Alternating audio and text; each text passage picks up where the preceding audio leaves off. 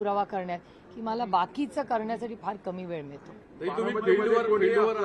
बारामतीमध्ये समोर कोणी असलं तरी तुमचा नॅचरल इंटेलिजन्स काय सांगतो?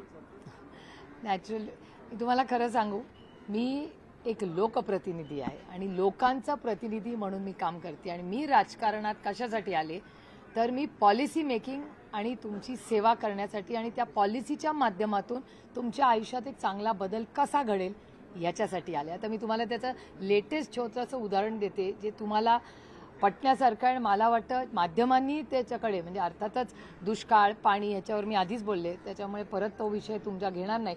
पण पेटीएम सारखा अतिशय गंभीर विषय पार्लमेंटमध्ये मी एकटीच खासदार होते ज्यांनी पेटीएमवर बोलले. आज तुम्ही बघा पेटीएमच्या बाबतीत आणि मी पेटीएमच्या बाबतीत अस्वस्थ आहे याचं कारण की तो सगळ्यात छोटा कष्ट करणारा आहे तो पेटीएमचा वापर करतो.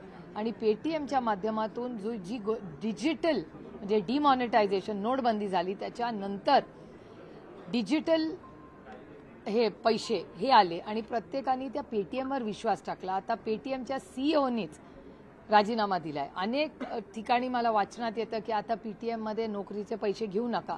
तर मला असं वाटतं असे अनेक गंभीर मुद्द्यांवर मी सातत्याने बोलत असते आणि हे असे मुद्दे ज्याला फायनान्शियल फ्रॉड्स म्हणतात तेही महत्त्वाचे आहेत. आज इलेक्टोरल बॉन्डची खूप मोठी गोष्ट मी वर्तमानपत्रात वाचली.